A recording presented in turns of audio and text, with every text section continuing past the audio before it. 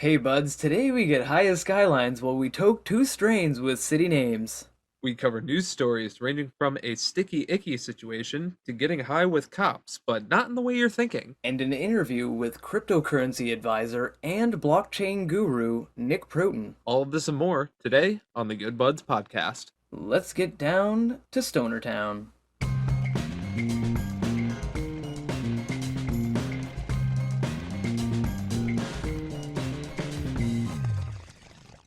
Welcome to the Good Buds podcast, the show where good buds smoke good buds and talk about them.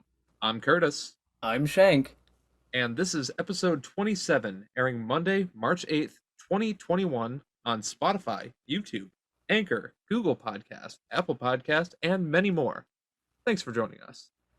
Before we start, I'd like to thank Lumenspot and My High Shop for sponsoring this episode in the podcast. Check out their links below in the description, and we'll talk more about that later. So Curtis, how you doing today?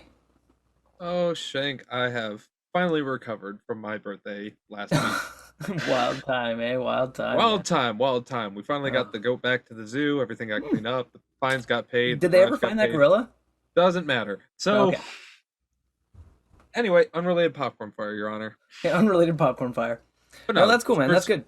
Seriously, everything was great. Fucking good birthday, good week following. I bought myself a Nintendo Switch, so I've kind of been busy with that. So sorry if this YouTube video looks a little like shit. Yeah, he gets distracted by it easily. Smash Bros. Oh. But Shank, how have you been feeling? Oh man, absolutely fantastic. I mean, aside from the weather being kind of crazy here today, and the wind blowing so hard it almost knocked me off my feet if I wasn't wearing my heavy boots, it's been a wonderful day. Picked up some new fantastic strains and an awesome strain to smoke today on the podcast that I'm very I excited to also share. did that. Yeah. I also did that. You did that, yeah, you did that too. And so we're both really excited, obviously, to smoke these strains. Can't wait to do it. But before we get into that, I would like to remind you to check out our Facebook, Instagram, and our Twitter for some awesome behind the scenes stuff and really funny content. Seriously, you can jump on our Discord too for some great conversations. We check there daily. And I'm not going to go on too much about it right now, but check the links down below in the description and give us a like or follow or whatever. We really appreciate it. Thanks, guys. It would be great. But also, if you want to support the show a little bit more, you can also donate to us at our Patreon page. You can check us out there. We have exclusive content for Patreon, members only. Or you can also jump on to our Discord channel and listen to the show live as we record it, as it airs and stuff like that. Links will be down below, and if you join us, you can join our list of fabulous, fantastic, awesome patrons such as Isaac. Yeah, he's absolutely right. Yeah, Isaac's still our only one, but we still love him, and we love all of you guys who even if you just like the videos or if you subscribe or whatever, like we love you guys too. That's fantastic. Any support for the show in any way is appreciated. Super, super great. Um, yeah. So obviously, Curtis, now let's get on to the reviews, brother. I agree to that. Good Buds Review, Good Bud. So Curtis, what are you burning today? Well, Shank, aujourd'hui, j'ai fumé ce Perrier OG. Why do you suddenly sound like you're from Montreal? What? I don't know what you're talking about. I just said today I'm smoking Paris OG. Oh, nice. Sounds good. Oh, yes. Paris OG is a very nice indica dominant hybrid strain. Nice. Now, this in particular one that I'm growing today is grown by a private grower in Detroit. This was the same guy who grew Chem Dog that I smoked in episode Oh, 20. the Chauncey Dank. Yep, the guy who grew weed for Chauncey Billups and other athletes in Detroit. That's lit. So the parents of the strain are Lemon OG and Headband, and It sounds really familiar. it does. It kind of sounds like the strain that I had last week. Yeah, except this is an indica. Exactly, a little bit different, but same. Check out last week's episode. If this is your first episode tuning in, check out last week's episode. It was awesome. Exactly, but this is a fantastic strain. It has about 21% THC, roughly. It's got some other terpenes in there, which I'll get to in a second. Noise. The strain itself has these small, dense, potent, and well-trimmed little nuggets. They're well-trimmed but kept on the stem, which is kind of like this guy's trademark for the Like grower bonsai specifically. bonsai trimming. Kind of like bonsai trimming, exactly. Like everything else is taken out of there, all the other bullshit, but it's just left on the stem, which looks really artistic, and you can kind of just pull off the little tiny chunks. That is fancy Um, as fuck. exactly. But the chunks themselves have like these emerald green little cores that leads to more of a minty green on the tips of the nug. It Nice. has a small coating of yellowish orangish hairs that, and also a light crystal coating. Very nice, not a whole lot, but it's there. And it gives like this slight yellow tint to the whole thing in bright white light, which you can see if you're watching our YouTube videos or if you check out our Instagram because Mm-hmm. pictures are everywhere. Big truth. Um, as in terms of the scent,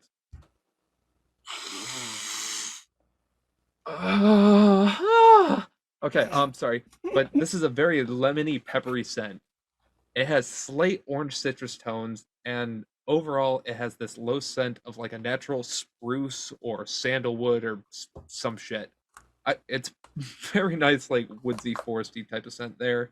And overall, it's very nice. It's based on what I checked out, it's got a high amount of limonene and a high amount of mycrene as well, or mycerine, whatever. Nice. But yes, very nice, good amount of terpenes in there. And as always, we're doing those research for you, It's true. you Digging buddies. deep. Got you. Digging But deep. Shank, why don't you let the folks know what it is you are smoking on today? Today I will be smoking on some Dartmouth Kush. Yeah. Dartmouth Kush? Yeah, Dartmouth is okay. So there's a city near here called Halifax, right? And it's what people around here refer to as the city. Like you So following me, right? It's a city called Halifax. where the fuck is Dartmouth? Dartmouth is directly across the water from that, and it's technically part of the same municipality, the HRM or whatever, the Halifax Regional Municipality, but they're like neighbor cities. Like it's slightly smaller, slightly dirtier, So it's and kind of like slightly more fun. so Darwin is kind of like more of a district. Dartmouth, but yeah, it's like it's no, it's a city. It's a city in its own right. It's just a slightly smaller city. Okay, so anyway, more about Dinkmouth Kush. Yeah, anyway, anyway, Dartmouth Kush is a hybrid indica I'm smoking this week. It's absolutely like I'm excited for it. It just said hybrid. I wasn't certain about it, so I looked up more information about it. Like Curtis said before, we do the research, and I found out that it is a hybrid indica. So I'm excited for this episode. Now this weed, oh my god, man, it looks beautiful. They are monster nugs. God friggin' Zilla nugs, man. Like I held one in the palm of my hand and it almost took up the whole palm of my hand, and I don't have little hands. I got them old big old monkey paws. Um, Huge. Huge. My hands are huge. But seriously, they are monster nugs. But the cool thing is they're just as dense as they are big. So it's not just like they're big and fluffy and like you bust them up and they're like, what the hell? This is disappointing. It's like it's like when someone sends you Get a bang dick for pic your and it looks buck. huge, and they get the angle makes their dick look huge, and you get there and it's just like tic tac snap. Anyway, Anyway, but that's never happened to me. But anyway, I love these nugs, man, because they have a beautiful olive tone on the outside. Like it's kind of the inverse of yours, how you had the like lighter on the outside with the darker on the inside. Mine is right. definitely a darker kind of olive tone on the outside with this really nice light jade, like kind of faded jade on the inside. And when you bust it up, you can really only see the jade. Um, and it's got like a very copious amount of red hair on the outside, makes it look like a jungle, very thick and woolly, which I like in a strain. And it just adds to the aesthetic of it, gives it kind of a wild appeal. But frankly, it's impossible to touch without your hands looking like you've handled glitter, which is something I'm not a huge fan of, but I'm a fan of the crystal. So Kesha would like this strain. Kesha would love this strain. She would be sparkling. But as for the smell, man, that it hits home there too, because this stuff, like, oh man, it doesn't smell like Dartmouth. I can tell you that much. This strain, it's got a very sweet, very floral scent with a little hint of gas, like the diesel smell, that you get from the Yeah. Kush. Like it's got a bit of that diesel kind of gas smell, but it also has berries, like notes of berries in there, like blueberry it seems. So I assume one of the parent strains is probably So blueberry. kind of like a vineyard and like gas kind of combo. Yeah, yeah. So it smells like Mixed with Vin like Diesel. flowers. So it smells like Vin Diesel. Like Vin Diesel and Kesha hanging out with each other. It smells like Vin Diesel and Kesha hanging out, is what this smells like. And it's got a and that fits too because it does have a really odd like sharp but round scent. It's kind of like an oxymoronic thing, but it's like a round smell, but it's sharp at the same time, almost like menthol. How it has that like soothing but burny sensation. Like it's weird. Right. And it both confuses and pleases my sinuses. So I'm really excited to try this strain out, man. I can't wait to burn some. Obviously, before I do, I would like to, before we do or try it out, I'd like to remind people to check out our Instagram. Like you said earlier, you can check us out at Good Buds Podcast on Instagram. We post pictures from all of the strains that we smoke every week and random crap that you guys would love to see. Give us a follow while you're there. And if you want, you can check out Curtis's Instagram because he has some wicked content of his own over at Good buds, Curtis. And if you want to check out Shank's Instagram, he's got some content that he shows. He's like showing off his new strains and his joints, and he shows that off at. Good Buds Shank, and I would be loving if you guys gave us a follow when you were there because it feels good to know that people are watching and we love to interact with you guys. So if you follow us, we'll probably follow you back and check out what you guys are doing in your day-to-day Instagram world. So Exactly.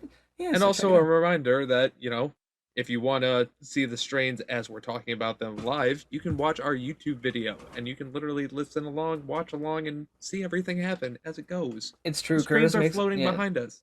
Like It's right now, like fantastic. if you're watching, it's beautiful. Like this awesome animation. Like me and Curtis are gorgeous. We are beautiful animated characters. And you're missing out if you're not checking it out. So go to our YouTube and subscribe while you're there. Like, comment, and subscribe. And just hit us up in the comments. Tell us what, you think we should do on a future episode. Like give us some ideas. Just say hi. Like we're happy Tell to us what to share smoke. Tell what share a you random want. porn link, like bots We do. love all of them. Yeah, like we always get bots commenting random porn links. Why don't our fans just comment us some random porn links? Curtis will check them out and verify them. It's a free internet. I know, right? Hey man, I love those But bots. Those bots, I like every comment they give us. exactly. But anyway, bros, I think you know what time it is. Shank, I have a bong packed right here. I have a bong right here, brother. Then I think you all know what time it is. We have our lighters, we raise them, we blaze it. Toke spoke.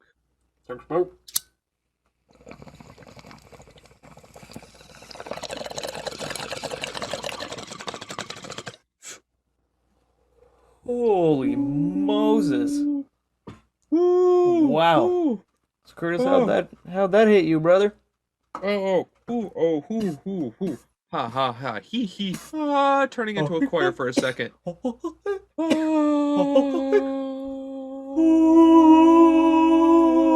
Okay. Jiminy Christmas. Seriously, So how'd that hit you, okay. homie? Damn. All right. So it's a very clean hit, but it is dank as hell, and Nice. it sucks out your lung, it clears your sinuses, and it puckers your butt a little bit. Ha! Oh, it has a lemony citrus flavor up front, and it kind of soothes, and it's mellow, but it moves to like this peppery taste that also is kind of smooth and mellow. It hits the back of the throat, punches the top of your head. Ah, Nice. like I should have been coughing there, but seriously, for the faint-hearted, like don't do this. Don't Yeah, do this no, to yourself. But goddamn, that's so beautiful. yeah. I'm going in for seconds. Shank, how is that treating you? Well, it did make me die a little bit there. It was a bit of a punchy toke, but frankly, it had a really strange berry taste. Like a very berry forward taste. That blueberry came out of the woodworks and you could taste it really up front. It obviously had a lot of that traditional Kush diesel flavor to round out the hit in a really nice way. But like I said, a very strong punch on the way in. Kind of took a little bit out of me on the way out, but frankly, it has an It's taking a excellent lot out of taste. me. Yeah, I hear you, man. I hear you. You're gonna survive, man. You're gonna survive.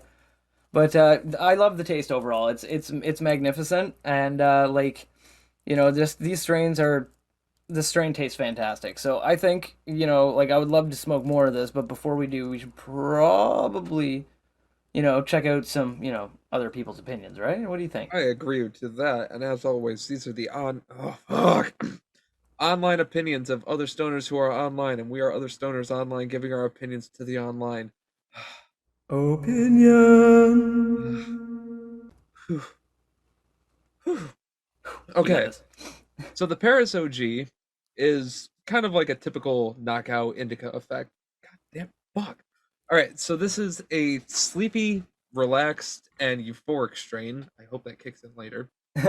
It's good for insomnia, stress, and pain.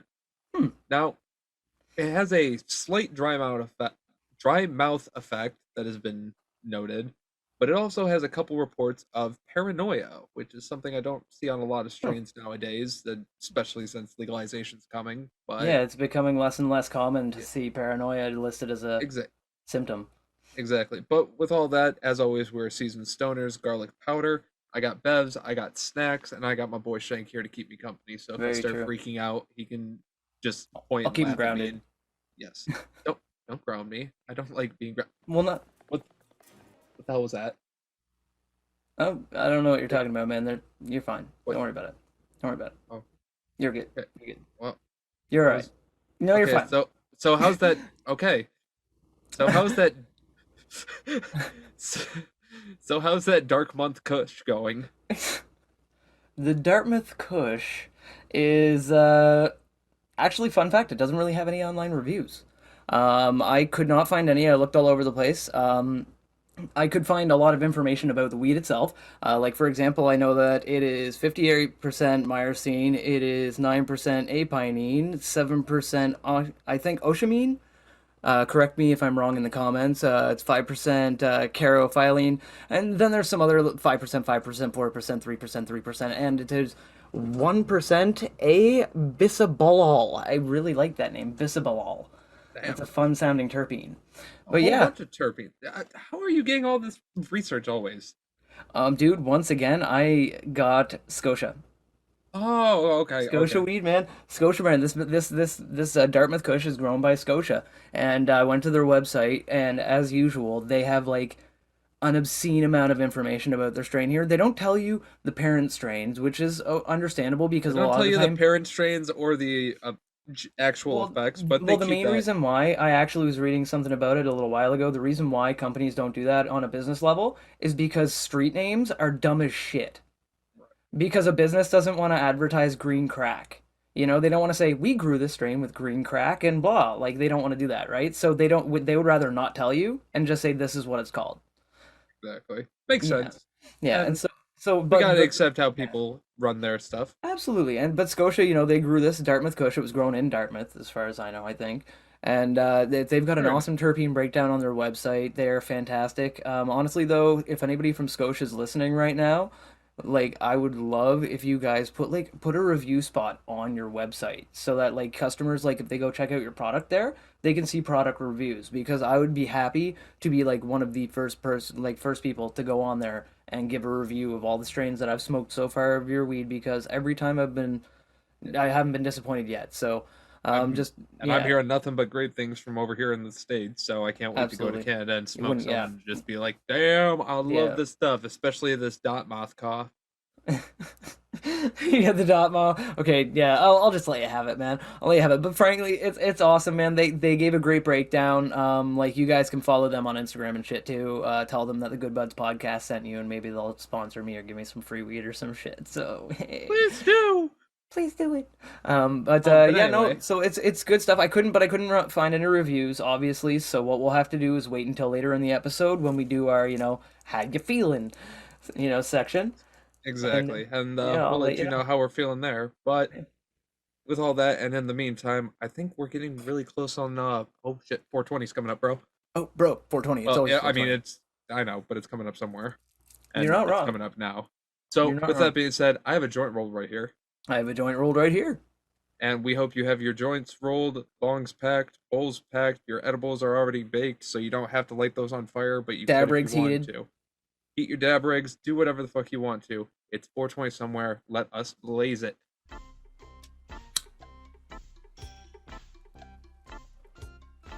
Oh, Oh my god. ooh, ooh, Mmm. ooh. Okay, way more tolerable. Like I can actually smoke this and talk normally. I'm probably gonna like pass out like a motherfucker, but this is actually pretty normal in a paper. Dude, this is phenomenal. This tastes like the blueberry. Like they might as well have like been like, yeah, it's a blueberry kush because it's delicious. Well, you It's see, I think main reason that this is really working for me is the paper that I put it in. Oh, okay, we'll do it this week. Hold on. So Curtis, what are you burning out of this week? Be jelly, bro. I'm burning it out of a Juicy J absinthe. Oh, I just got a semi chub. You should.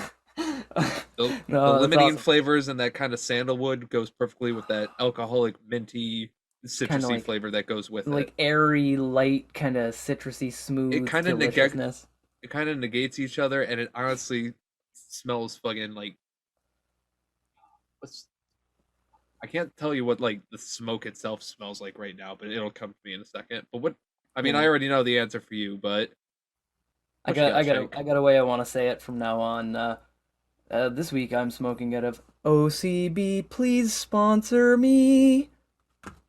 Yeah, but yeah, I'm smoking out of I OCB. like that. I like that Yeah, yeah, actually. I'm smoking out of OCB premiums. So that's from now on every week, every single episode. When you ask me what I'm smoking out of, I'm gonna say OCB. Please sponsor me. Until I send you that care package that contains, good flavors. Oh, I'll be smoking out of Juicy J's then and stuff and everything, and I'll be smoking the shit out of those. I know. But I'll also be When I'll you also be do. on there. No, no, shut up. Stop. Oh man, yeah, like these strains are fucking tasty though. But yeah, like OCB man, if they would sponsor my ass, I'd love them forever. Absolutely. There's nothing more that I like more than I mean, nice, hell, I might nice as well flavor. be. I mention them in every single episode. Like it's like seriously, I name drop them all the time as if I am I sponsored mean, by them. Just I I mean, like I them. I like stand them, behind it. but Well, yeah, like I think you should do that. Like if you actually like appreciate a brand and stuff like that, whether you're an influencer or not, like an influencer or not. I don't consider myself an influencer at all. If any of you right. are ever like, yeah, like if You any should company just approaches me and enjoy like products he's like, that you Shank, like. you're an influencer. Would you please promote my product? You'd be like, what is it? And they'd be like, well, this. And I'd be like, all right, can I try it for like at least a couple months before I recommend it to anyone? And if they're like, no, I'd be like, no. Exactly. No, I want to be able to use your product. I want it to be something I can stand behind. Yeah, if I Fucking, don't if I don't stand behind it, I'm not telling my audience about it. Fuck that shit. hey, do Fine. you want to advertise our website? Sure. What do you sell? Fucking Nazi memorabilia? Is No? it is it called Nazi memorabilia.com? No, it's specifically handcrafted Nazi replica stuff just so you can be the best and stand out at your next KKK meeting. Yeah, let's just say it's bad shit and no. Nah, I'm not behind that. I Nope. know. Like I wouldn't be behind that. But if you come up to us and you're like, "Hey man, I make replica pogs." I would be like, "Bruh, yeah."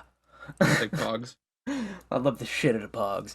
I'll take But some D&D dice towers oh hell yeah, D&D Dice Towers. or just dice. Speaking of which, I've been watching a lot of D&D shows lately, man, and I really think we got to jump on that friggin' that BSD&D shit, man. I think the audience would love it. I think I they would love it. Yeah, we see. Well, We I was see. thinking This about it takes making a time. campaign We to know. DM, right? And just kind of like putting something together real quick using like either 3.5 or 4 because I love 3.5 and 4. I But only know five, so yeah, five's good. that's what I Five's know. good too, but I mean, I can still DM in five, so oh hell yeah, I'm looking forward to that too. We'll run I a can make campaign some of that. shit. But As soon as we we'll can run get something. Isaac, we'll get Isaac, drag him out of his cave that we keep him in and we'll get him playing with us. Figure it out. But Oh anyway, hell yeah. No, that's going to be a speaking good of time. Man. speaking of games, like I was saying earlier in the episode, I got a fucking Nintendo Switch, and damn it, Shank, Yeah. that thing is addictive. Oh man, I well yeah, we've lost you to Breath of the Wild. You were breathing wildness. Breath of the Wild, Super Smash Brothers, fucking I Well, got we all know Rocket Curtis League loves is to on there for smash, free. Oh, ladies. Curtis loves But yeah, Curtis loves to smash. But like no, but that's like it's absolutely fantastic. Fucking like I mean, I'm glad you got that, man. Like you really deserved it. It's like, birthday present for yourself. Fucking get it. Like and now you can land your bed in game. exactly. Now, I do have a funny story about that. So, without giving like specific locations, Hmm. there's a GameStop like very close to my house, like right down a couple blocks away, not even a quarter mile. Near where he finds where his lair is. Exactly.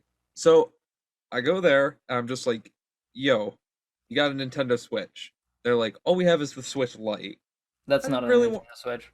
I didn't. That's not a Nintendo Switch. That's a Switch Lite. I didn't want that Switch Lite. I want the Nintendo Switch. I didn't say No that doubt. to him because I was being nice, but in my head, I'm just like, you fucking cunt. You piece of shit. You piece of human shit. You... No, I'm just joking. I'm sure he was a really nice No, guy. he He was was trying to extremely help you. He nice was about trying it. to help you. He was trying to help you find something, right? But So he tells me to go to a couple stores and try them out near city nearby, and I have to go. It's like 2 or 3 miles at that point. So I'm like, okay, whatever. Hop on the expressway, jump, drive, go what's ahead, that in whatever. Moose's? 2 miles. Uh, That's in Moose's. That's like what, like three, four, four, three about ish, 4 kilometers. 3, 4 kilometers. Yeah. E- Um, Not fair. so drive all the way there, and it's like, all right, find the first store that I thought they were talking about. Hmm. They're like, no, try the store that's further down the road. There's like 4 stores that are kind of clustered nearby, but not exactly nearby. Yeah, like a So I clump. go, Yeah. so I go about 4 blocks down. Again, not even a quarter mile. Go to another plaza, GameStop in there. Again, all they had was the Nintendo Switch Lite. They Yeah, didn't have because the nobody actual buys Nintendo them. Switch. That's why they have them in stock everywhere you go. Literally everywhere you go. The like people out there, if you have a kid who wants just a handheld device, a Switch Lite is not a bad idea. But if Right. you want them, like there's no reason not to buy them the Switch because the Switch is just as durable and it's literally like barely more expensive. You know, Exactly. it's like infinitely more fun and it's barely more money. So it's Right, right, like right. Well, I hope no it's brainer. as durable because there's slight little bits of No, fragility, they but we'll are. get. No, they are like Um, they're solid. but and so the final guy, they're like, yeah, same thing. We don't have the Nintendo Switch. We only have the Lite. Go Uh, check out this store, which is about a mile away.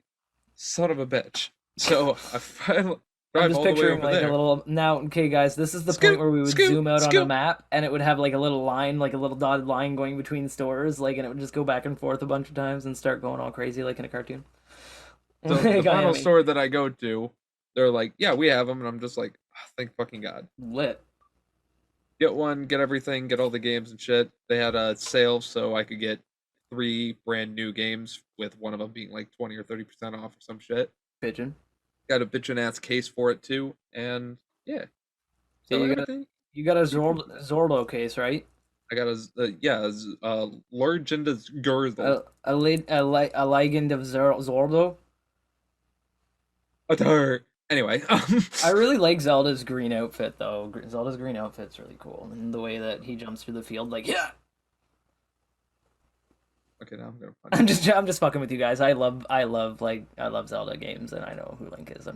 I just know that that bothers literally everyone on the internet. So I had to say it. But no, like it's honestly like I'm stoked Anyway, that you got it, dude, because like it is gonna be like it's gonna be a game changer for you, no oh pun yeah, intended. Like it's I love Legend of Zelda again, and I didn't want the yeah, Nintendo Wii. I didn't want the Wii no. U. I've No. wanted the Switch for a while, but now it's Well, you're just as like, you know what? passionate a I'm gamer good. as I am, and I know that like the Wii wouldn't be your style of gaming, whereas the Switch is more of a conventional gaming style, but it's done in such a cool way where you can just switch You between can docked and conventionally do like it. yeah, you can like put it in docked or you can just pick it up and fucking walk away with it. And it's like I think that is literally the coolest thing ever. Just being able to walk up to your TV, plunk it down, and then walk Pull out back your over to and then walk back like grab your controller, walk back over to the couch and sit down and it's already on your TV displayed fully where you were in the game. you're good. No loading, no nothing. It's just a visual attachment and an audio attachment, just Like instantaneous. plugging it into a USB Yeah, it's or an awesome. HDMI or some shit. I know It's it's perfect. fantastic, and like And it's yeah, that's really cool, man. Like yeah, and you're and gonna like have a we hella good time with it. like we were saying, hopefully it's all durable and shit. That's why I got the case for it, because I would Yeah. hate to drop it if I, or especially rage on it and then fucking Mm. rip both the Joy Cons off. It is I can very see me smart. doing that, so It's not buying very like Dark Souls or it's anything. really smart to it's really smart to get a case for anything, obviously, if you're going to be carrying it around anywhere or anything like that, mainly for the case of for the no pun intended again, but Yeah. for the case of keeping debris out of the joysticks and stuff like that and everything Oh yeah, else, you right? definitely So want to like keep it that's what clean I and mean. So everything like like that. so putting it in But that before you put it in your backpack and carry it around or whatever, that's a I'm good more idea. saying breaking stuff like that, But with breaking the the breakage, screen, the cool scrapping it. thing about the Switch is I watched a bunch of videos about it, and one of the reasons why like my son's got a Switch now, and I love the Yeah, Switch because Nintendo makes their consoles durable as fuck. Like Right. they don't like their shit breaking, right? Like they don't want to have to do repairs, they don't want to have to do replacements, so they just make it durable because they know it's going to be played with by kids. So Speaking like of broken and like replaced controllers and stuff like that, and stoners, oh have you? jeez, yes, yes. Did you fucking see? All right, so if Fuck you this guys shit, I'm haven't, fucking out of here. so if you guys haven't seen Snoop Dogg fucking rage the fuck out the Oh my other god, man. night on I a feel for Twitch the dude. stream, I feel for the dude too because I have raged like that before too. Like just you get like I don't play football games or sports games, but I know that feeling that he had in that moment where he was just like fuck this shit, I'm out. he was live streaming. He was like 15 minutes into a Madden Yeah, game. 15 minutes, yeah. Shit was not going his way. He starts swearing, yelling shit. Oh yeah. I don't know if he broke his controller or if he was just slamming it on a desk. I And think he he just just put it down. I think he just kind of like slammed it down, like put it down on the desk. I he don't know did if it he a couple broke. times. He did it a couple Yeah. times. So Yeah. But then he exited the game. But he didn't quit the stream for 7 hours. stayed on stream for 7 hours. Went in the other room, smoked weed, and listened to Listen to music. music, and you could just hear like kind of hear it through the wall, like saw like you know when you're like kind of like when you do the crossfade effect on a song, so it's like doon doon,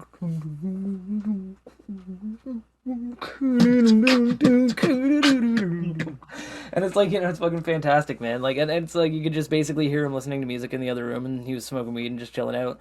And then eventually he came back Hilarious. in and he looked over and was like, "Oh shit!" And he realized what he did. And he shut it off, right? But that stream, I think, got more views than like any of his other streams ever. That's fucking Just hilarious. yeah, just based on the fact that like news spread around super quick that Snoop raged. Somebody And clipped it, everyone went, obviously. Snoop yeah, someone, raged, and then he everyone just wanted had to go his stream see running it, for and then seven it's just like, hours. what? Why are And we they all were like, here? and they were like, yeah. So they were just in his stream for 7 fucking hours. That's wild, man. I That's think, and hilarious. honestly, I feel for him. Like I don't blame the guy. I don't look anywhere. Like, dude, it's what is this? What is it you always say about SNOOP? Snoop Doggy Dog. Yeah, what you always say about Oh, him? fucking yeah! Snoop Dogg has already completed life. Like he's already beaten the level, beaten the game, everything like that. At this point, Snoop Dogg is just doing side missions, so he can do whatever the fuck he wants. Wants a Yeah. TV show, does it. He wants to host it, does it. He wants to release a new album, does it. He wants to live stream video games, does it. Wants to sit front row at the fucking games, does it. Doesn't He matter. can, Snoop Dogg can do whatever. he can do whatever the hell he WWE, wants to he do. can join and body slam whoever the fuck he wants. Yeah, So he can it's do whatever fantastic. the he can do whatever the hell he wants to. And like honestly, like it's one of those things where like like I said, I don't blame the guy. I don't look down on him at all for doing it or quitting. I think it's kind of funny that he forgot to close it out, and it's great because he got more publicity for it, and all the Oh better for fuck it. yeah. Because that man getting all the attention he deserves. He deserves like respect. He deserves attention. He's smart. Like he's Hey, at respectful. least he He's wasn't doing respectful, anything. and he's a big advocate for weed, which puts him in my good books automatically. Okay, that's not like it fucking caught him looking up something naughty or Oh some yeah, he shit like wasn't that doing some afterwards. bad Like, shit. Yeah, he he didn't just start played slapping video it or games. nothing. He just fucking left and went in the other room, like listening to some music and smoked some weed to chill out. And honestly, that's what I do when I rage at video games too. But I think it might be a good idea for us to slip into the news, Curtis. What do you think? Getting into that section where we talk about some things? I would agree to that, but before we hit that, let's launch a quick advertisement, shall we? Do you like fashionable and unique clothing? Do you like things that shine super bright when exposed to light? Do you like discounts? Do you like advertisements that ask, "Do you like," over and over, knowing there is no direct way for you to answer back? If you answered yes to all of these questions, or even just the first three, check out lumenspot.com for some lit clothing and accessories, and use the code GoodBudsPodcast at the checkout for 50% off and free shipping. Thank you, Lumenspot, for sponsoring us, and thank all of you for listening. Check it out today with the link below in the description. Fantastic, fantastic. Love you, Lumen Spot. But Lumenspot's such a great brand. as Shank was saying right before the ad, it is time for us to get into some weed news worldwide. For today's first story, I am going to be talking about a very, very sticky situation. And I mean that both literally and figuratively. Because Oh, there's a place in or not Nova Scotia, there's a place in Canada called Saskatoon. You should say that word, it's a fun word to say. Saskatoon. Just, no, say it without the H, just say it Saskatoon. It's like, just normally, Oh, Saskatoon. it's a fun fucking word to Saskatoon. say. Is that not a fun word to say? But Saskatoon's a pretty cool place too. I admit, not the most exciting province, but whatever. Like you don't need to be exciting to be fun. I'm not exciting. I'm just joking. I'm fucking super exciting, but I'm not fun. Anyway, what ended up happening in Saskatoon is police ended up doing a bust. Like some Saskatoon police's drug bust included 55 jars of cannabis infused honey. Honey. 55 jars of cannabis infused I'm honey. assuming like big old mason jar. Well, not like huge, but big mason jars. Like jars, I assume about the size of a cheese wheel. But like you know, inside yeah, joke. no. But no, they were they're like regular sized mason jars. I just know that there's 55 of them. But there, I think I'm gonna double check here in the article. Bear with me if there is a picture. But the fun fact, while I'm double checking, is also they had some shrooms there as well. Ooh. Yeah, they also had shrooms. So basically, I can't see if there. I don't see a picture there, but I will have a link below in the description. It's to the growth op. There's a link below in the description. You can check it out yourself and see more about it. But the gist of it is, a 23-year-old dude is facing 19 drug and weapon charges after there was an early morning bust by the Saskatoon Police Service, the SPS. They got a badass fucking acronym. SPS. With the SPS, let us in. But basically, yeah. So, they found various cannabis-related products and evidence of shrooms being made. So they were not only had shrooms there, but they were growing shrooms, which is lit. Oh. It's apparently not very hard. Look it up online, people, if you want to. Don't tell them I sent you. But essentially, cops kind of were checking it out, and they call it observing activity consistent with drug trafficking. We like to call it being fucking some people being fucking sketchy as fuck and drawing heat. You know, like right. some people drawing some heat and being sketchy basically led the cops to these people, and the drug and tactical support units were like, "We're going in."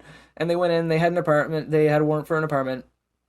Went in there, they found all kinds of cannabis products. Like, this is funny too, because they list in the article that they found various forms of cannabis products, cannabis, psilocybin, psilocybin, cash, and evidence of psilocybin products.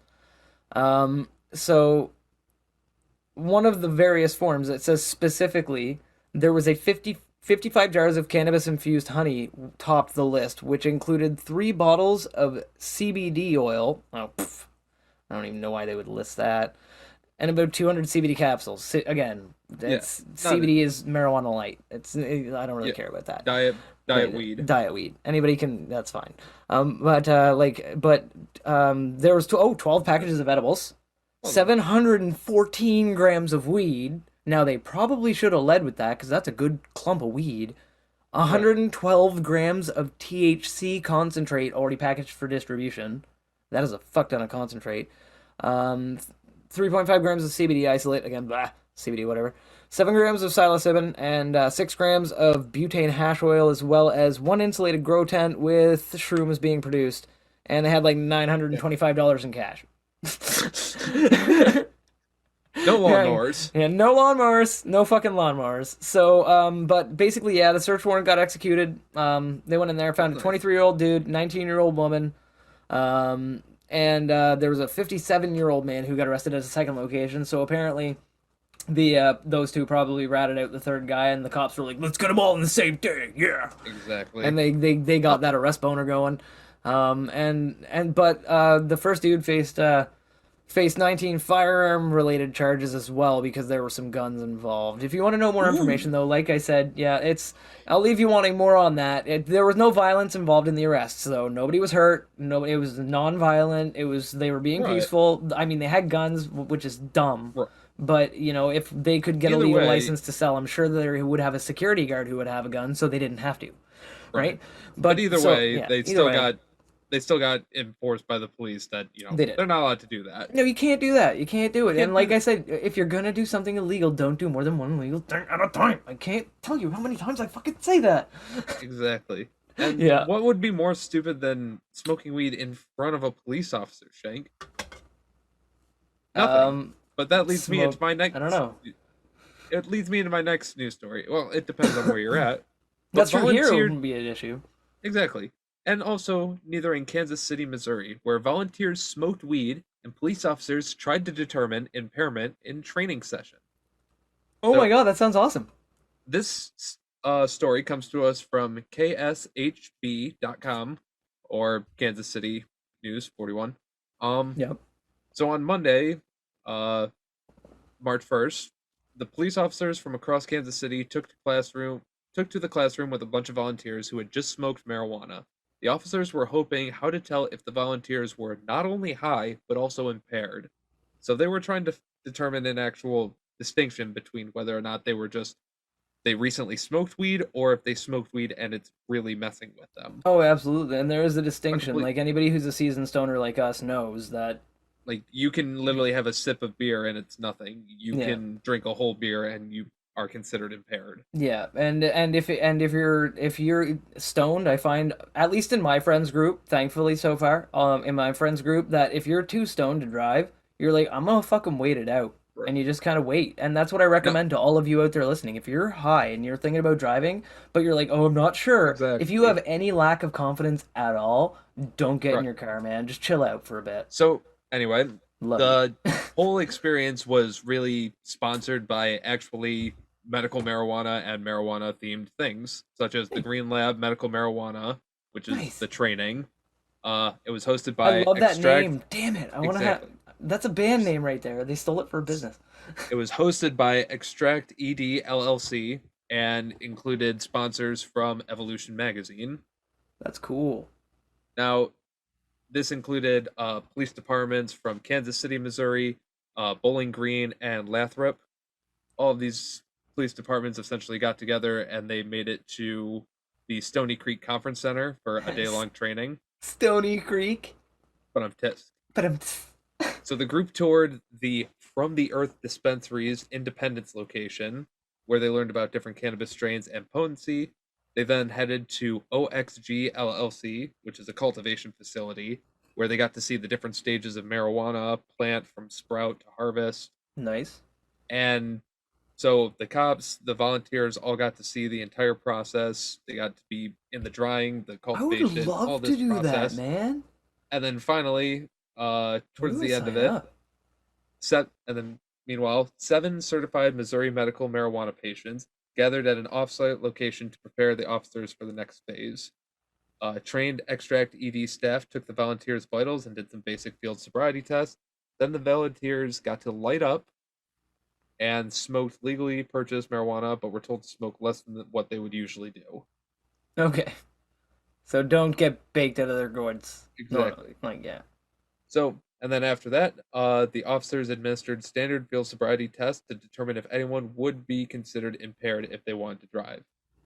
So, from that determination is where they started going from there, doing basic sobriety tests and basic analytics tests for if you've smoked marijuana or done some kind of drug or alcohol, See, whatever. I love to hear about this too because I remember a long time back, before we even had started the podcast, I heard about when marijuana was getting legalized in certain places. Literally, all police were getting was like a pamphlet and like a lecture. They got like an afternoon or like a 1 or 2 day like Exactly. lecture thing, and Well, like you're, they had a pamphlet and that was it. Like it's like they were basically and like that's the told other like go thing. out and use your judgment, and like And some that's the people were other, like, if yes, you smell like weed, you're impaired and I'm arresting you. yeah, And other people were like, yes. if you're field sobriety. And And the other thing is that, THC affects the different body differently than alcohol, so it's Hmm. inaccurate to measure it with an impairment like a number, like Yeah, 0.08 for a blood you alcohol.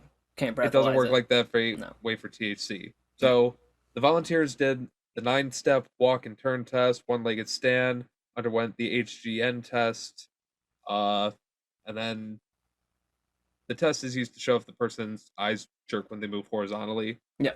And apparently, all but one volunteer were deemed safe to drive, but that wasn't the end of it. The volunteers went back to the offsite location where they smoked again, with the idea that they may show signs of impairment during the second round of sobriety tests. The more training we get and the more exposure we get and have a better relationship with the medical cannabis profession, I think the better we can work together to keep our roads safe, which was said by Officer Jordan in Franca with the KCPD DUI Enforcement Unit. Nice. And I like So, that. I really like it because it teaches officers like that, like to like humanize the situation, right? Because that's what I think. Like, I understand there's a lot of shit. There was a lot of shit going on with police, and like, I understand. I'm not going to get into the politics of it. I'm not going to get super involved.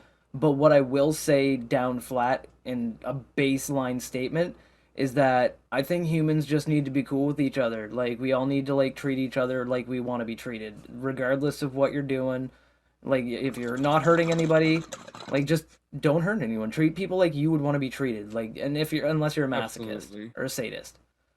But I'm pissed. But But anyway, but I mean, and then find a sadist. You can get an S&M if you want to. Do your shit. I don't even care. Like, find each other, have fun, but be nice about it. But right. like, no, but that's great, man. Like, I'm glad the cops are doing that, and like, it's like, a lot of like police officers are hard boiled and shit. They've been through some stuff, and so they have a hard time letting go of the old traditions and stuff and Right. learning new things. But the good thing about learning new things and studying new things is that you can make shit better, right? Right. And that leads directly into my next news story, which is about some former soldiers, veterans, who have PTSD, which is a super shitty fucking thing. Everybody in the world Absolutely. knows that. Everybody in the world knows it. PTSD is shit. But these dudes are awesome because what they're doing is they're working with, I believe they're working with a medical data company right now to explore how cannabis can combat PSD or PTSD. Ooh. Yeah, so they're called the Battle Brothers Foundation. Pretty friggin' awesome. So they are essentially what it is touted as the first observational study in the United States to determine the efficiency of cannabis for veterans got approved. Like, essentially, that's the Nice. gist of it. There's a new observational study that's going to be the first of its kind in the United States. It's going to see whether or not using cannabis can ease post-traumatic stress disorder symptoms in a group of California veterans who have treatment-resistant PTSD. So we're talking about a group of veterans who they take normal therapy, they have to take medications, they do all kinds of different things to attempt to help them get over this issue that they've been dealing with and these things that it's hard to communicate and that nobody can really understand. And they're finding out whether cannabis can help with this or not. And I know from firsthand experience that PTSD cannabis does help. Like, Right. it does. Absolutely. Just from anecdotal experience. Obviously, this study hopefully will back up what I feel. And once I Just see from an the update, stress and the pain relief alone, I know, it's right? enough to Like, help. So and well like, yeah. documented. So yeah, absolutely. So the I mean, Battle it Brothers. doesn't. We know here that it doesn't cure. It doesn't make anything No, perfectly no. better, You need but it extra. helps. Yeah. You obviously need other things. You can't use cannabis as a crutch, but you can use it to kind of like just lift you up a Cope, little tiny bit when you need it. Don't like a little bit of a not a bump. crutch, more of a cope. Yeah, more of a coat, like, and it helps you to kind of like find the things that'll actually help you build a foundation and like build yourself back up Exactly. and be able to reach out to people, which is fantastic because the reason why Curtis and I wanted to do this podcast because the cannabis community is an awesome community. Like, there's a lot of love, there's a lot of like friendship and community and camaraderie. So it's like we wanted to share our interest in cannabis with all of you buds who have an interest in cannabis. Exactly. But these dudes, these veterans, they're called the Battle Brothers Foundation. It's a non-profit arm of the cannabis company Helmand Valley Growers Company. So it's a Helmand Valley Growers Company has a non-profit thing called the Battle Brothers Foundation, Yep. and they're working with Israeli U.S. medical data research companies. Niametic, I believe, is the name, and they got full approval to run their study. So, over the next year, 60 California veterans with either moderate or severe PTSD will be enrolled to take part. There are notes, a statement from the foundation of Battle Brothers, which was founded by a disabled special ops vet. Um, and it donates 100% of its profits to fund research on medical use of cannabis for veterans. So essentially, it's awesome. The veterans are going to be taking this, are going to be trying it, and hopefully it's going to help improve their lives because like it's something that really needs attention and everything else. I don't necessarily believe in war or violence or anything else, but I know that these men did what they did and they did it for good reasons. They had good reasons at heart and now they need help and we should And help they them in need to be any way we can. treated. And we need to help them in Exactly. any way we can, just be there for them. Like, let the government is letting these people finally do this study and I hope the world watches. Absolutely, and I hope it can go well for everyone. And it's really nice to see a business, have one of these charitable slash scientific slash philanthropy Yeah, style it's a non-profit. They're just like, we organization. don't want to make cash from this. This isn't for us to make money. It's It's a not for our humanitarian, stockholders. exactly. Yeah, It's a it's to humanitarian help. segment of the business. Fuck yeah. That definitely helps with a Once we business. get once we get big enough, we'll do one. So we'll do Oh something yeah, like that. We'll do but buds for that definitely tots or something. but that definitely helps with a business in terms of their stocks, their shares, and everything like that. Absolutely, Which man. It does gonna brings it's us gonna make their money go up big time. absolutely, which brings me into the final story that we have for today. So this story comes to us from uh, www or investors.com, I should say. Mine was from the Growth Op as well. Both of my stories this week. There'll be links in the description. Absolutely, and links will be in description for this story. But marijuana stocks surge as first southern state okays recreational use. Essentially, Stonks. stonks. So, Virginia lawmakers on Saturday approved legislation that would legalize recreational use of marijuana by 2024. Oh, So, but the measure requires lawmakers in 2022 to enact a number of provisions of the that is bill, a long including timeline. regulatory. Exactly, but in 2022 they have to take out some provisions that were already in the bill, including regulatory and market structure details such as licensing. But Governor Ralph Northam is Why is expected to that gonna sign the take them bill. 2 years? Or They 1 year, have I guess. Oh shit, it's 2021, isn't it? it's 2021. Also, That's we like also next kind year. of That's not bad. Next year is not there's bad. there's Getting it done still by next year is cool. I know, but there's still like a pandemic going on and shit. No, that's So true. That's whatever. true. Kudos, Anyway, kudos, and they're making steps in the right direction. So fuck it. I don't so the even care. point I'm not gonna is, question. the bill would allow for 21 and older to possess up to 1 ounce of marijuana, and home cultivation of up to 4 plants per household would be allowed. Uh, Like a you mouse. know, the usual typical stuff with some taxation. But what this essentially means for the stocks, stonks, Stonks. Oh, our is that good bud sub on Reddit. Sorry, I had to shout it out. We said stonks and the whole Reddit fucking stocks and thing. anyway, I had to. so there's been an upswing on these stocks as more states legalize marijuana for medical and recreational use. British Columbia-based company Tilray rose about 4.9% to 25.52 I've on the heard that stock name market before. today. And Tilray is a really nice brand, and I think you've smoked a little bit of them. Yeah, probably. And we've also talked about them on the news a Yeah, we couple of talked times. about them. And Yeah. it's also a nice thing because I'll explain in a little bit. Well, why Mhm. you've heard of them. The stock is well off of its high that it hit of 67, and it hit that February 10th. Mhm. But Tilray develops and supplies cannabis medicine, drugs, and oil products in 16 countries. Has an RS rating of 96 out of a possible 99, which isn't exactly the greatest. But among other Canadian marijuana stocks, Canopy Growth jumped 6%, Aurora Stonks. jumped 4.9%, and Hey, Aurora's Euphoria going up. surged 5.2. Surged. I love hearing surged. Like they talk like it really makes stocks exciting, eh? Like it's like Exactly. stocks are boring as shit. They're a bunch of fucking numbers with abbreviated letters that don't even make sense. It's like Google is like QNRC Yes, or some shit yes. like that. And it's like Absolutely. and then it's got like a No, bunch of numbers. Don't get it. yeah, But when but they say surge, I like that. the stocks are also about to have a special increase because of a merger between Tilray and Euphoria that is coming up, which Oh shoot. CEOs are pretty optimistic about. Now, this portion of the news comes from the Motley Fool or thefool.com. Again, links are down below. It's And not a satire site. it's not a satire site. I did We have to double double checked it. check that. I'm He like, checked it. I checked it. We is this we like a double The checked it. Onion type of sun? No, no, it's legit. It's just got a really silly name, but it's legit. But now these companies are expecting for full legalization, especially with a mostly Democratic US government right now. Yeah. But Euphoria and Yeah. Tilray are feeling optimistic as their merger is about to go through. Not so distant future coming around, but hopefully that'll bring a good boost into their stocks as well. Again, the full story is up here on thefull.com, but what does this mean for us, as in all of us stoners? Yeah, all Not you entirely buds out sure. there. What does this mean for me? Pretty good, because that's the other reason you've probably heard of it, Shank. Because on Cash App, I was able to get stonks in Stonks. Tilray and uh, Aurora Cannabis. That is So absolutely magnificent. I bought Tilray while it was on a downswing, and it's Yeah. still been on a downswing from what I bought it from. but hopefully after this merger, Hold on to that. there was some issue with a CEO transfer and shit like that.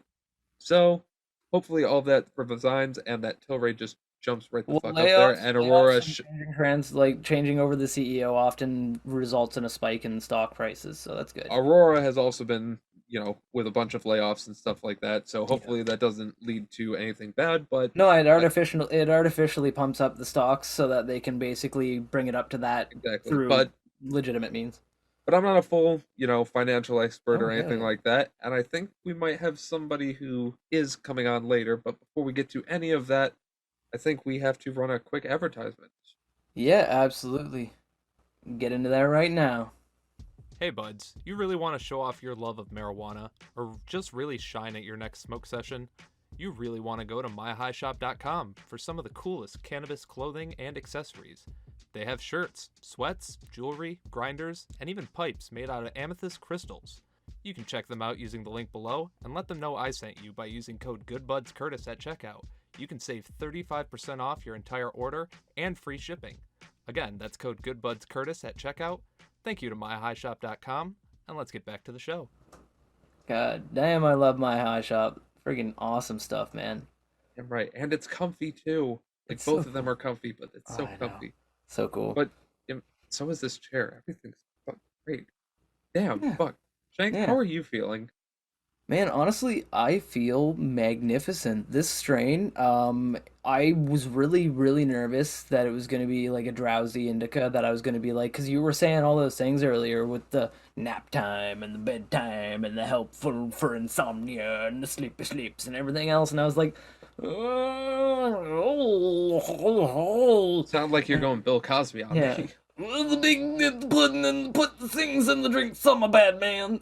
But basically, anyway, so um, fucking, it's fantastic, dude. Like I have a lot of energy.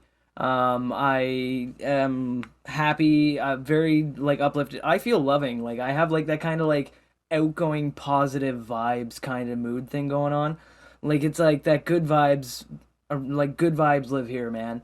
I love this strain. Anybody out there, get your hands on some Dartmouth Kush if you can. If you're in Canada, and you, Curtis, I can't wait until you're here. I can share some of these strains with you, man. Because Oh this yeah. one's a good one. I really I enjoy would, it. It's fantastic. I would love to smoke some It's of that almost an Dartmouth. emotional strain, you know? Like it makes me kind of feel something, and I fucking love that. Oh But yeah. how's your strain treating you, brother? How you feeling? Dude, my strain is it it's pretty yes, good. So it's Seeing any pixies? nice and um strain. Do you mind that camera watching you? What? Oh, What the never mind. fuck? No, it's all good. It's all good. Nothing. You're good, man. No, so yeah, you're No, feeling a this little. I'm Yeah, feeling pretty good. Like no, I'm all relaxed and stuff. Like I'm fighting the power, taking a shower and all that good shit. 100%. Melting into your chair like a puddle of awesome. You remember that old commercial where it was like, Janie used to be cool. She used to go out with her friends and Now do she stuff on the weekend. now she Now just she just lays lays there. there. And it's like, oh no, I think we need a contact high. And no, now I'm weird too. It's Family Guy. Family Guy, fuck yeah, I love that skit. But yeah, man, no, I'm Yeah, feeling great. I'm glad that you're like feeling nice and relaxed and good and everything. I think it would be a great time for us to lead into the next segment of the show, as you know. I 100% agree to that. Let us get into the interview. Interview. Hey there, buds. We are now in the interview segment, and we are going to be talking with the wonderful and intelligent Nick Prouten today. He's got a lot of experience in the Bitcoin and blockchain industry, as well as, just a lot of interesting, fun topics to talk about. We're going to have a great time with this guy today. It's really great to have you here. How How you you doing, doing? man? Oh man, it's an absolute pleasure to be with you guys. Curtis, Shank, thanks for having me on the show. Of course. Always glad to have new and interesting people who can spread the knowledge of our audience, Yeah, and help me learn stuff. especially with cryptocurrency becoming a very popular thing. But before we get into that, we have one question we always like to ask first. hmm Nick, do you smoke marijuana? In my youth, in my formative years, So, a definitely am previous user. Yeah, previous user. Yeah. I'm definitely a big supporter in cannabis, medicinally, recreationally. I think, always be responsible. I'm a big fan of CBD personally. It helps me keep my stress levels and cortisol down. Very nice. So not anymore, but I'm still an advocate. No, that's awesome. Absolutely. We Very always say nice. pretty much the same thing, everything in moderation, and like it's do what you want to do as long as you're happy doing it, right? And you never have to smoke to be a bud. That's right. You never have to Or smoke you- to be a bud. But me and Shank, we're kind of different on that aspect. So Shank, I got a bong packed right here. Yeah, just one moment. I got a bong packed here too. I'm gonna hit this real quick. Nick, if you wanted to take a drink of water or take a drop of CBD or whatever you want to do, man, you can. Oh, I'm just gonna enjoy this. Okay, all excellent. right. Flashbacks All right, boys, to let's my blaze life, it. Brad.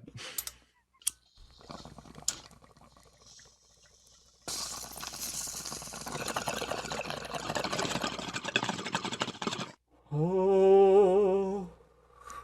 Oh my goodness. That is some tasty, tasty stuff. I love that. Oh, that Perry OG is fucking nice. I know, man, right? I'm smoking Dartmouth Kush. It's Nova Scotia grown. Mm-hmm.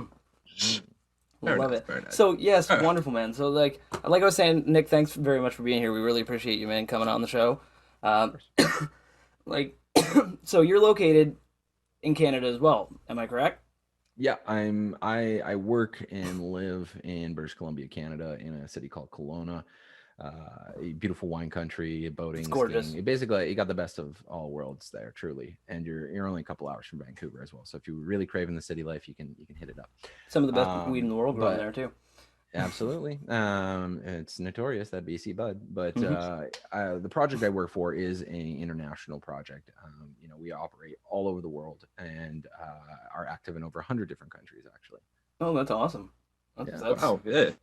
That's wicked, man. That's huge. Global. Yeah, it's been quite the journey. Blockchain cryptocurrencies are really relevant in the media right now, and everybody's watching Bitcoin go to the moon and be like, oh man, maybe I should get in on the action here. So I'm As glad a that you guys Reddit brought u- me on the show. As a Reddit Mhm. user, every time I hear the phrase "to the moon," I just think about stonks, man. I love it. I love it. Stonks, yeah, no, Stonks. kind of makes my eyes roll into my I head know. just a little But bit. hey, but that's the it's internet getting for you. but the good thing is that for every 10 people that are like herder stonks, like slapping their keyboards, one of those people will probably actually read a little bit into finances and stuff like that and how online investing and everything works, and they Yeah. might learn something from it. So it's bringing it to the media's attention, right? Which is Absolutely. I I mean, suppose helpful. the path of learning is different for everybody, and which is why, even though at times it can seem a little childish with all the memes, it is ultimately a good thing because it's getting people to think about their finances. A very similar experience for how Absolutely. I learned about finance for my life in general. Quickly summing it up, what we're witnessing right now, probably really kicking off in 2017, and even though we went through a bear market, still active today. The rise of cryptocurrencies, Bitcoin, blockchain assets is the biggest wealth generation event of our lifetimes. When we are all old and gray, and we're past Zoomers and all of that, we will it's unlikely we will ever see events like this happen again in our lifetimes. The amount of wealth and prosperity that cryptocurrencies are bringing to the world is absolutely profound. So I think if you don't have a strategy for building your wealth with these assets, you should definitely start looking into it. And Bitcoin is usually the starting point for a lot of people, and we provide what we do is we actually take an old medium. We take gold and silver, which are known as safe haven assets, meaning that people have flocked to this during times of financial crisis. Yeah. Right. I actually know people who have gold buried places, and Exactly. I'm like, it's like, and I mean, legitimately, I don't know where the gold's buried, obviously, because You I haven't still- found their map yet. because Right. I love the don't have Goonies. I don't have a hook for a hand, I don't have a peg leg, I haven't found the Right. gold. Anyway. It's just Your career as a pirate didn't really pick up the way didn't you were pan out, but a expecting it to. podcast host, it's going great so far. Yeah, absolutely. So what we do is we take gold and silver and we tokenize it. We put it on a blockchain and put it out to the world. And this is great for a number of reasons. Bitcoin, everybody loves it because it goes to the moon. Huge price spikes, a huge appreciation. But as a business owner or somebody who's trying to preserve their wealth, it's really, really volatile, right? It could go up, down 20%, 30%, 40%, 100% in a day, in a minute. right? Versus gold and silver, which are way, way, way more stable. And so it provides a level of consistency, and it also protects your money. Because I don't know how educated you guys are, but regular money, Meh. like Canadian dollar bills, USD, I they read a suck. lot, but it's useless stuff all the time. Our money sucks. It's backed by debt, right? Right. And I always there's say money is an imaginary concept, right? Like our government and the world just kind of goes, yeah, I guess. well, people need, the problem with the barter system is that, like, it doesn't always work. We don't Mm. always have mutual things, like, you have bricks and I have fish, and I don't want either of those things, right? So how do we Take reach my an accord? I bricks. want a plasma screen TV. But if I have bricks and you have fish, I can use my bricks to get your fish in creative ways, and that, my Right, so friend, is capitalism. yes, it's true. But No, wait, that's why this that's universal. colonialism. Never mind, ignore that audience. That's not good. Okay, But this is not what we're about here. no, that's not what we're about. But yeah, basically, there was a need for a universal third good, and that third good is now conceptually what we know as money, right? And the internet's not be- going away.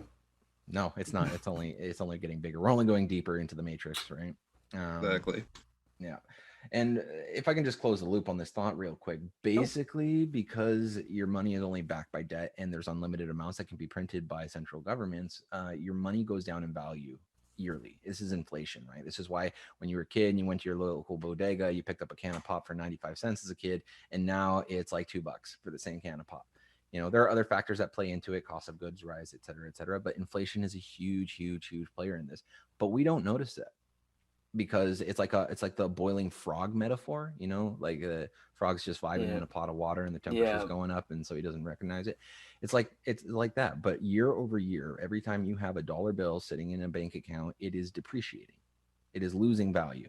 Yeah. And as a millennial especially, I don't have a ton of faith in our institutions, even if they are well intended.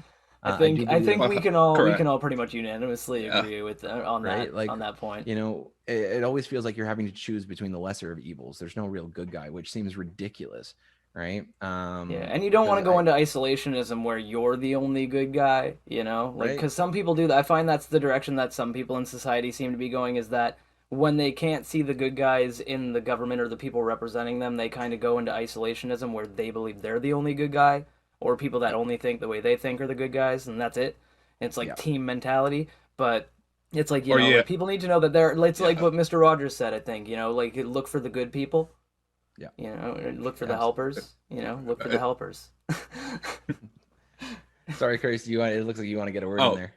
Oh yeah, I also said there's also the people who just shove all their money into their mattress like me, which is why I have lumbar problems. Continue on. Yes, yeah, carry on. Yeah, so stuffing your money in your bed is the leading cause of backache pain, and you're vulnerable. And this is where the idea of something like a blockchain can really change things. And when you take a blockchain, which is a distributed ledger, right? It's a way of creating an account and a record of a transaction that occurred, and it uses computers rather than an institution like a bank to verify that this value has been transferred, right? These consensus algorithms is what they're commonly known by. Right. You can create better, more transparent money that doesn't require you to put it in a mattress or in an institution. The mattress is probably a little bit better, but again, because of how traditional money works, your dollar bills in your mattress are still worth 10-20 cents less every year. I played Fallout 4, man. I know that old world money doesn't sell for a whole lot. No, it does not. Ergo, gold and silver, right? Like most of the world's currencies at one point in time were on a gold standard, and we literally just traded gold and silver coins throughout much of the world's history, right? So now I want to see a Mad Max pirate movie. Sorry to go on a little bit of a tangent there, but like No, gold that is the way it's sounds gonna like- go. So like in the world currency, the world economy goes bankrupt. Everything is like glassed, like Mad Max style thing. Bunch of pirates going around digging up old gold because it's still got value. I hear they approve anything at Netflix, so we should probably get on that. As long as I get a I'm on producer it. credit, I'm in. I'm on it. I'll hook you up, man. Executive writer, even. You don't even need to write anything. Done. But yeah, it's versus gold and silver, and here's an interesting tidbit. There is an argument to be made that the only reason that the U.S. migrated, and ergo the rest of the world by proxy, away from that gold standard is because they wanted to fund the Vietnam War. Right? Could Makes could sense. possibly, yeah, that makes sense. It makes at the time. I mean, the time shift when it happened, when they did that silver to gold standard kind of thing, and we're like, oh well, Right. you know, the Well, timing is very coincidental, if not. and as a result, what ended up happening is basically you watch the middle class basically erode because wages started stagnating. They started printing more money. The value of the dollar went down. So, you know, those guys that always get up on the news and they're like, oh, back in my day, I worked $6. Well, if you adjust, like I got paid $6 an hour. Well, if you adjusted for inflation, you'd be making $24 an hour for working at a burger stand. Like, come on, dude. Like, right? Yeah. So, Well, really, I think I saw on Reddit there actually on that point. I saw on Reddit recently that inflation is outgrowing, like it's like the cost of inflation is essentially outgrowing minimum wage growth, and like other costs like essentially are outgrowing. Essentially, cost of living, Yeah, cost basically. of living is like staying down here. Well, it's like inflation yeah, just no, keeps going up. it's not pretty, right? And that's why Bitcoin, that after that 2008 financial crash, that's why Bitcoin really came to the forefront. And the not ominous, notorious Satoshi Nakamoto, you know, put the Bitcoin Genesis block into existence, and you know, away we go. Now that's now Oh, yeah. now just based on my like tangential knowledge, it's speculated that that's actually a group of individuals, right? Yeah, I mean, it's It's not a like, single yeah, person. It's like actually a group of individuals who Possibly work not. together to I like, mean or or it's like a that's pseudonym or I'm whatever. a big I'm a I well, it's 100% a pseudonym, but Yeah. I'm a big believer that that it probably was a group. No man is an island is the saying. Yeah. Like, you know, Well, and I there were mean, yeah. precursors in terms of distributed ledger technology, right? And So distributing the way that the like confirmation packets or whatever work, like you probably would need to have other people kind of in on it to help spread that initial push, right? To get it to be a relevant thing. absolutely. Do you know You the can't just Bitcoin go on pizza? 4chan and be like smack smack smack smack smack. And Do you know the Bitcoin pizza story? um, I I've heard about it, but I want you to tell it because I want to hear it from someone who's like really into Bitcoin because I'm just like I said tangentially into it. So I want to hear it from Yeah. someone who's like into it, and I want our audience to hear it from you. Okay. A long time ago. Yes. Everything changed. Everything changed when the Fire Nation attacked. No, I The Avatar. the Avatar, Satoshi Nakamoto. Yeah, the No, Bitvatar. it was essentially what happened was a purchase of a pizza was the first time Bitcoin was used for the sale of a real world item. That was the first time, and it's hilarious because you look at the numbers now; it's hovering around $50,000 a Bitcoin. This gentleman, I think he got maybe like 40. Actually, I did research just before this. The current price of a Bitcoin is $60,324.96 Canadian, or $47,785.70 USD. Exactly. It's the current Nailed it. exact price, like as of Right? now. Huge. And this guy got like I think 40,000 or something like that. Don't quote me on the number there, but in the tens of thousands of Bitcoins is what Yeah. he received for that.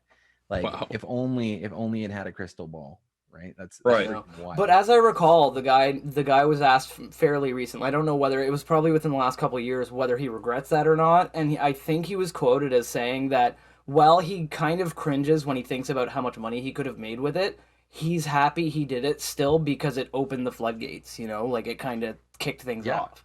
No, Now, absolutely. He also took his some wins, right? Like oh yeah. you know, it's like everybody's moon is different, right? As long as he created some prosperity for his life, that's a win. Now, speaking on other stories of Bitcoins being used in transactions, specifically, have you heard of the StarCraft 2 tournament in which Bitcoin was the prize?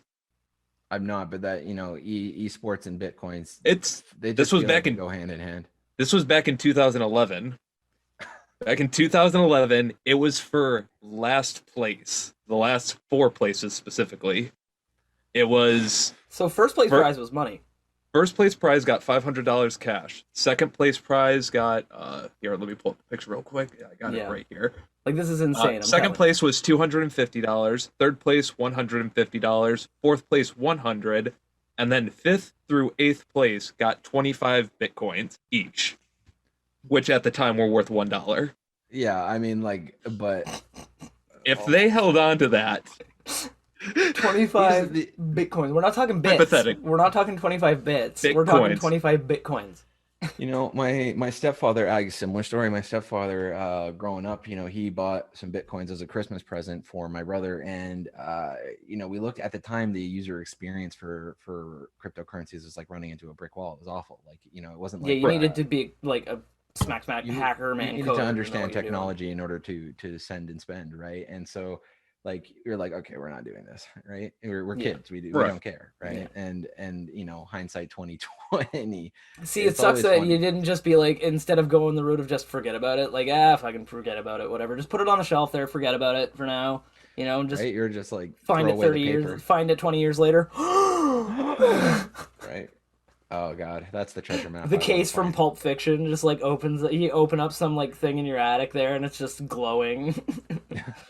Yeah, I mean, I imagine there's some guy in a dumpster somewhere combing the trash pile for that hard drive that he threw away mistakenly. In fact, that I was reading that article earlier today because obviously when we knew we were having you on as a guest, I was just kind of on a Bitcoin slash blockchain slash Dogecoin, which is my personal favorite route. Okay, so And let's unpack that. Why do you like I love it's for the memes, man. don't get me I honestly for the memes. I don't even invest in it myself personally. The only thing I invest in is I have some like high interest savings accounts. I have a few like small. Like I'm Yeah. going to be investing in some cannabis companies in the near future, but I'm kind of waiting for the market to stabilize a little bit with some big mergers coming.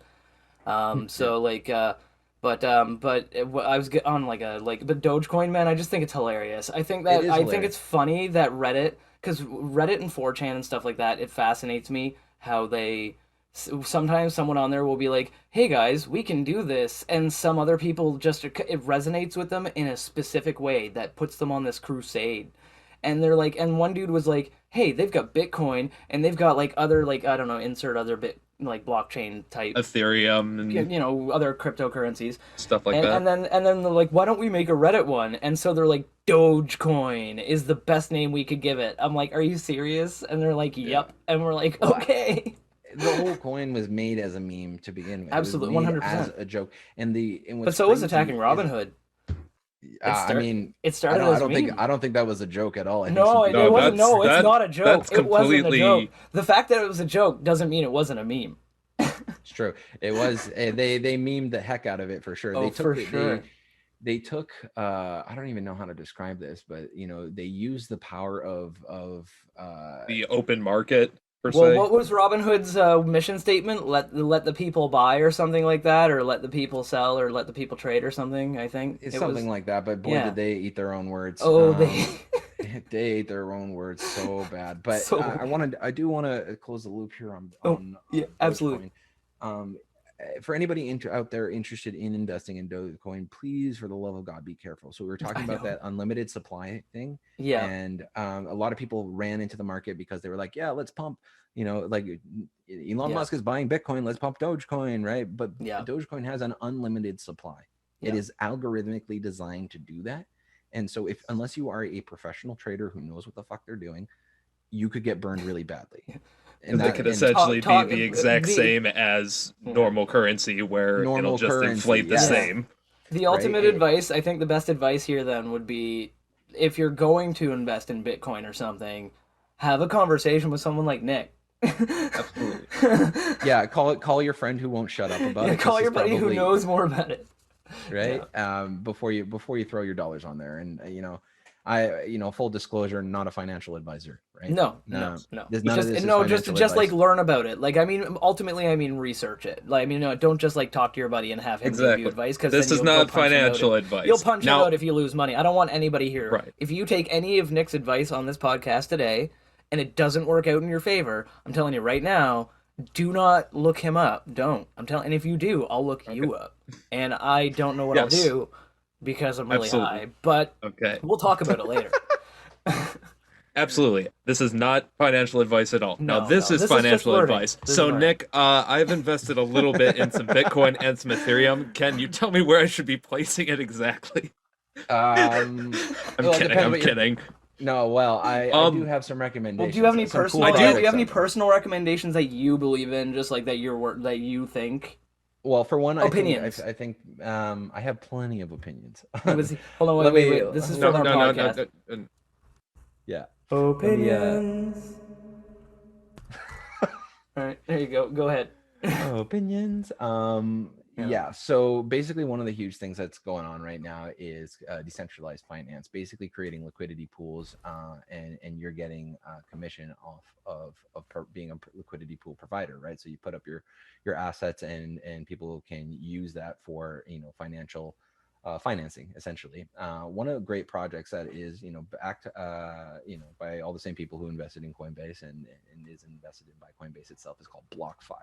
You can earn 6% annually interest payments in the cryptocurrencies you have deposited with them.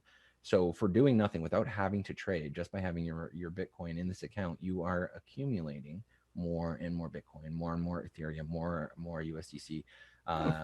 So Yeah, this is and like gaining interest on a bank account, but this is gaining interest on cryptocurrency on top of the normal fluctuations. yep, and at a much higher rate than what you'll find in a traditional dividend market. This is my personal favorite tool right now, outside, of course, of what we're doing over at the Load Project. We also have our own mobile wallet solution that gives people immediate access to digital gold and silver. And there's a huge push right now by the same Wall Street Bets group to do Wall Street silver, because silver is historically really manipulated as well, and we want a return to honest money. So we can actually provide access to precious metals at a fraction of what you'll pay at a local bullion dealer.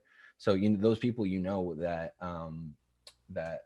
have that gold buried out back of their house, they likely paid a premium as much as I'm 50% sure higher, yeah. 50% higher than what the spot price is. So I'm you certain. can Yeah. trade, paper. They didn't mine it notes, themselves, so I'm pretty sure.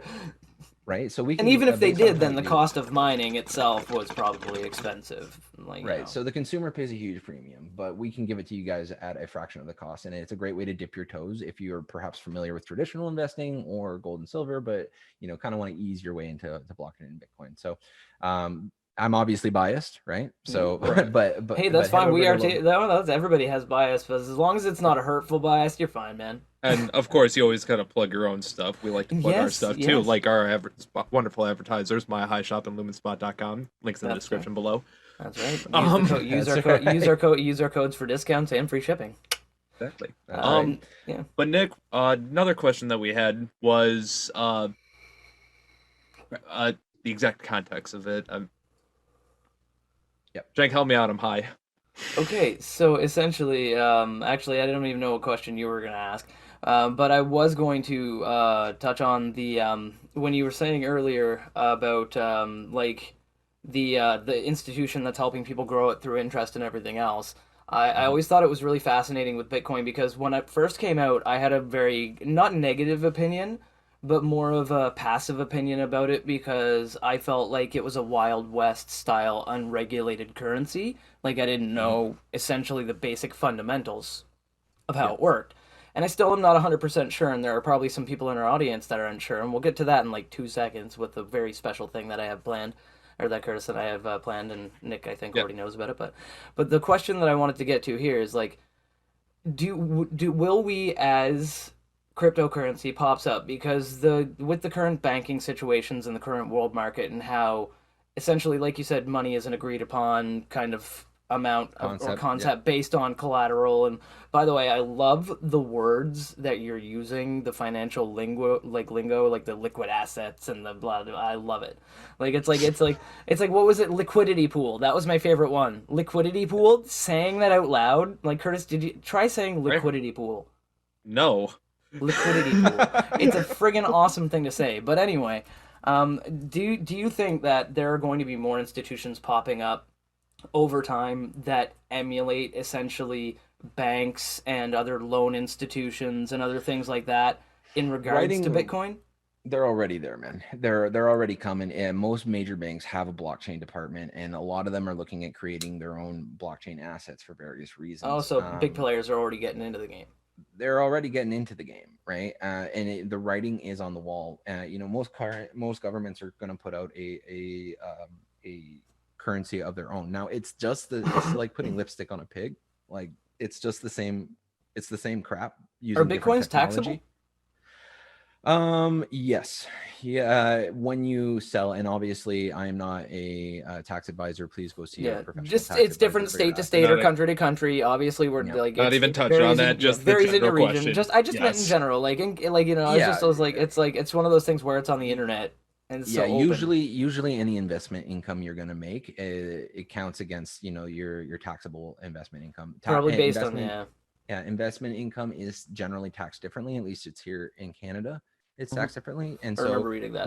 not when you buy, but when you sell, when you realize your gains, when you take your wins, that is likely when you are going to have to, It's like an income tax, um, yeah, essentially. well, that's when it's basically you're going Yeah. to have to consider that income revenue. So this is the Yeah. other thing for traders as well, is that, if you are buying and selling back and forth frequently, this is considered taking wins, even if you're trading back and forth between two currencies. So, you know, be smart. Yeah. Check on Look your up the local laws in your rules. local, yeah, look up your local Right. laws, research it very well before you invest, and if you need to, talk to an actual financial advisor.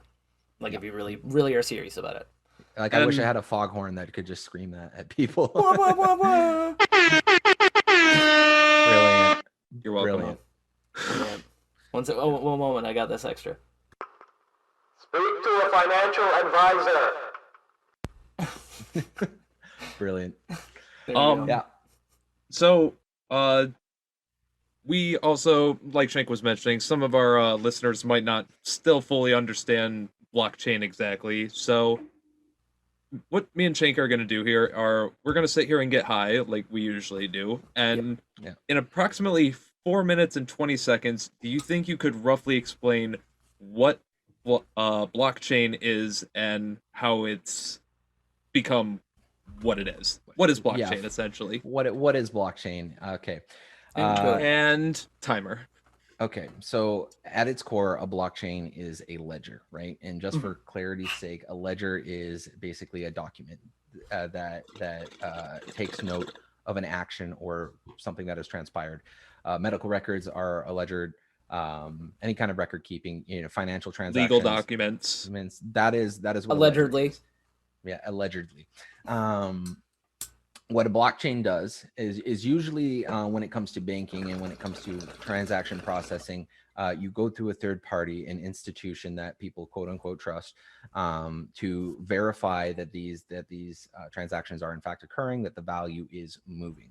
What a blockchain does is, instead of having an institution, you have an algorithm called a consensus algorithm. And what this is a group of computers that all process these transactions and reach to the conclusion that yes, this transaction did occur, this sum was moving from this wallet to this wallet, and it eliminates the need for a third party like a financial institution, like a bank, to validate the movement of these funds.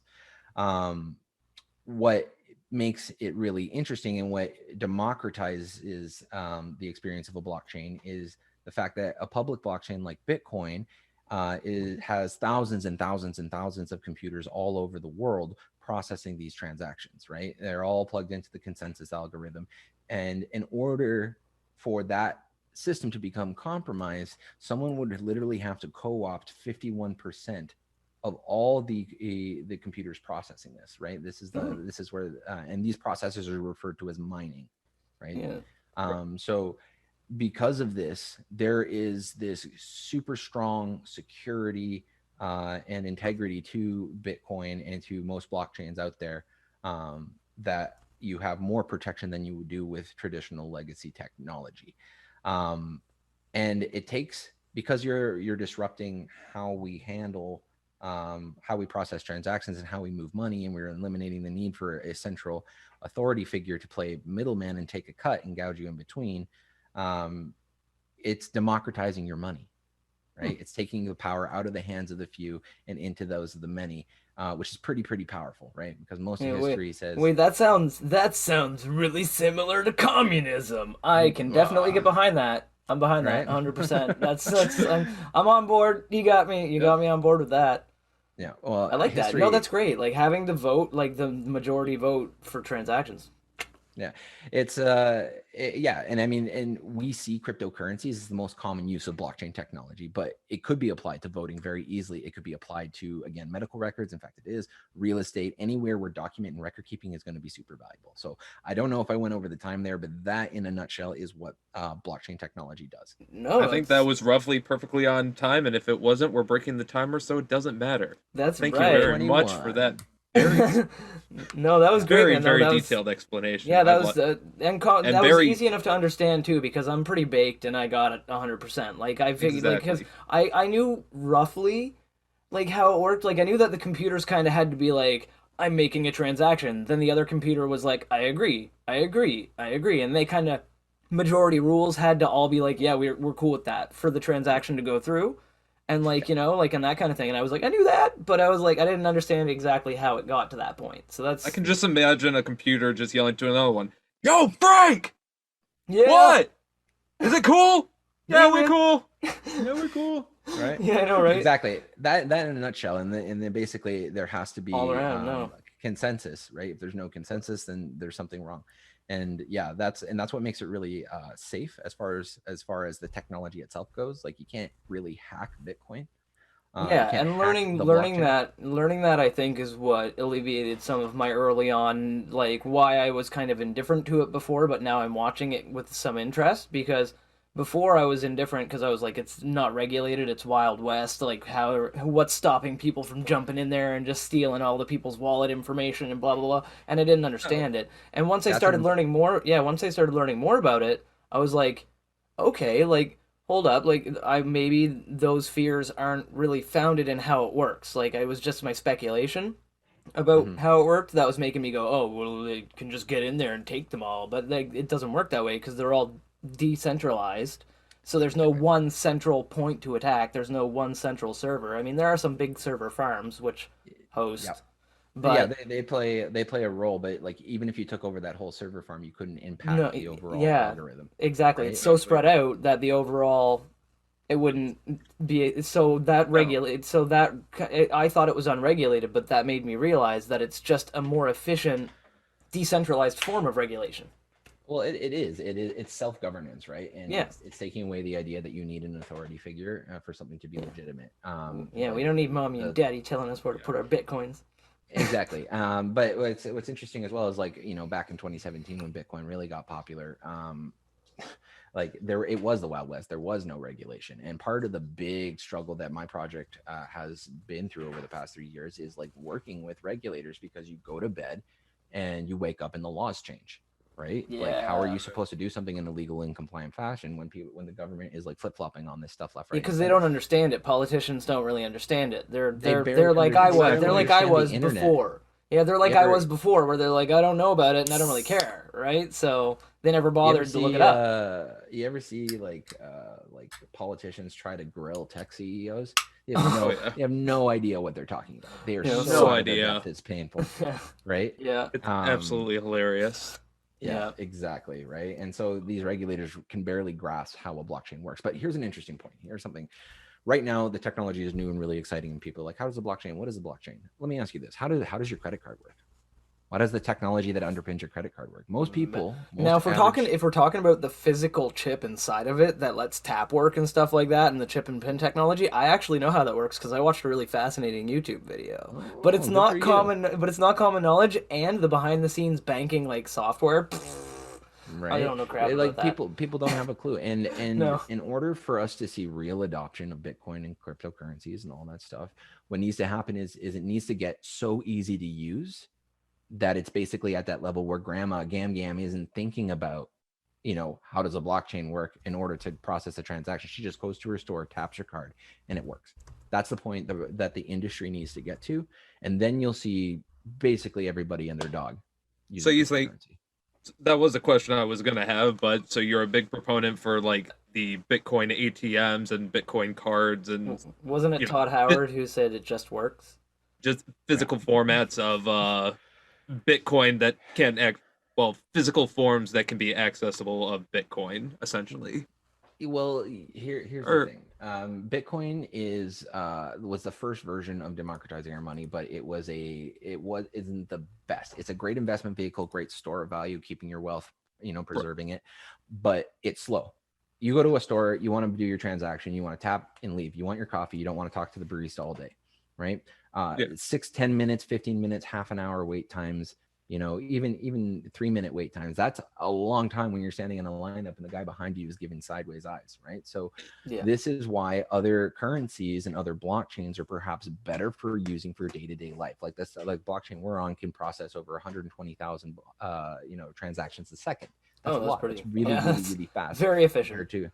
Compared to something like a Bitcoin where, or an Ethereum right now, where you're going to pay a lot in gas and transaction fees, and it's going to go really slowly. So that's another thing to bear in mind, right? In order for this to really work in our day-to-day lives, it needs to be fast, it needs to be instantaneous, and it needs to feel convenient and intuitive. So then you will see everybody on board. Yeah, so the future of blockchain, you think, should be like focusing on efficiency and focusing on like computing and figuring out ways to make it essentially a more like easier process to expedite something that can happen a lot quicker for people. Yeah, absolutely. Yeah. And there are a lot of projects that are tackling this. Syscoin is one of those.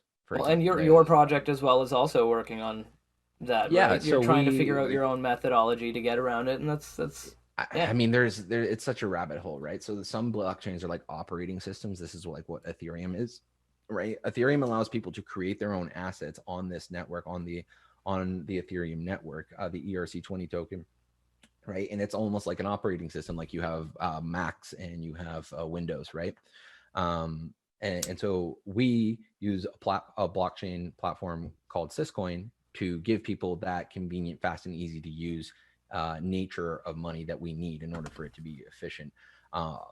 And we say, okay, for every one of these things, we have a gram of gold, a gram of silver, or a milligram of gold attached to it, right? So, I wonder if they have any of that for weed. Like you can get a gram of weed for like one weed coin or something like that.